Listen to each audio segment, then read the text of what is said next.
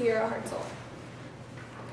My 20th birthday was about a month and a half ago, and for my birthday, my mom got me and a couple of my friends some tickets to go to a concert. So while we were at this concert, when they were switching the stages, like in between artists, there was an organization that came up on stage called Feed the Hungry. And so I was listening, and this organization was all about sponsoring children in third world countries. So as I was listening and I saw the pictures of these adorable children just laughing and having fun, I decided that I wanted to sponsor a child. So I went up after the concert was over and I got this exact pamphlet, and I got this little boy. His name is Solomon. He's 8 years old and he's from Uganda, and he just has the cutest little grin that I've ever seen. Like, I'll look over in my dorm room right on my bed and I'm just like, look how cute. Like, he just makes me so happy. So since he's from Uganda, I decided to take it upon myself that I wanted to learn more about his home country. So when we write letters to each other, I can kind of relate to him more, know what his daily lifestyle looks like. So tonight I'd like to discuss a couple different factors of living in Uganda. First being work and lifestyle, second being overall health like food, water, medical services, and finally education and violence in the country. So to start off, the typical work life is not very typical to what we would think it is in America. There's actually not a lot of money circulating in Uganda, so there's not a lot of professional jobs. A lot of people work at home in their own gardens and they live off what they grow in their gardens, and there's not much money left over. Those that do have jobs work on larger gardens or farms, any type of agricultural field. A lot of these foods that they grow are beans, corn, sweet potatoes, plantains, which I'd heard that before, never knew what it was. It's like those little miniature bananas, that's a plantain, never knew until now, but that's kind of one of those popular crops that they grow. Moving on to food, water, and health. The food, as I said, they grow in their own gardens. These people basically work all day in their gardens. I think we all know how hard farmers work, and it's pretty much dedicated your entire day to working in the gardens. Water, according to dropfordrop.org, a quarter of the people living in Uganda do not have access to clean water.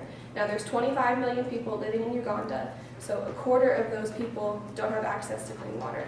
When I was reading my first letter from Solomon, one of his chores is actually fetching water for his family. So when I initially thought that, I thought, okay, once a day he has to go walk somewhere really far away, get water, and bring it back. But in reality, it's more than one time a day. We reach for our faucet or our water bottle more than once a day, so it's not any different for them. Once they run out of that first supply, they've got to go back out and get more. And that completely blew my mind. I can't, it makes me realize how privileged we are. We can just reach for whatever we want and it's at the tip of our fingers. The last point in this little section is health. HIV and AIDS is rampant in the country. They don't have the typical health services that we have here, such as hospitals or places where they can get procedures done. Instead, it's more like urgent care. That's what I would relate it to, where you can go, you get a diagnosis, get prescribed medication, but they're really not going to help anything serious. Now, these are supposed to be free, but a lot of these physicians like to extort money from these families. They are so desperate for treatment that they're willing to give whatever they have for this treatment. So again, it's supposed to be free, but oftentimes they end up giving more than what they're able to give. My final point is education and violence, which you may be confused why I'm grouping those two together. Those are two things that we often group together in our brains, but you'll see why in a second. Education is 100% free in Uganda. Every child has the opportunity to go to school. Now, that doesn't mean that they're required to. There are no laws saying that Ugandan children have to be enrolled in school. So parents can put their children in school and take them out at any time that they want to. Oftentimes, these families take their children out of school because they need help on the farm or in the garden. Now, this is how it relates to violence. These children that are not in schools are the ones that are more likely to fall prey to sexual trafficking. These kids are not being watched over by teachers, whereas if they were in the classrooms, someone would be watching them at all times. When they work on these large farms and gardens, they're not always supervised, they're left to themselves, and these are the children that get into sex trafficking.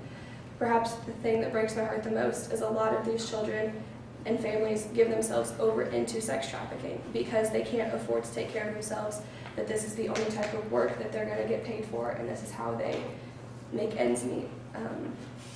So I hope that these 3 points were able to give you a better picture of Ugandan life, and I would like to end by encouraging you, if you feel led to sponsor a child, there are so many organizations, people that I know personally that work in other organizations outside from Feed the Hungry, where You can sponsor any child that you'd like. You look on the website, you can read through their bio, what they're interested in, what country they live in, what their needs are, and say, I know we're all college students here, that means we're not the most wealthy people in the world. So say you want to sponsor a child, but you can't afford it on your own, go into it with a group of people, split the bill with a friend, 2 friends, 3 friends, and you will literally be saving a life.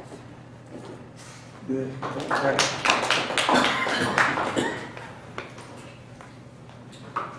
My question is, how long have you been sponsoring him? And I can't remember how old you said he was.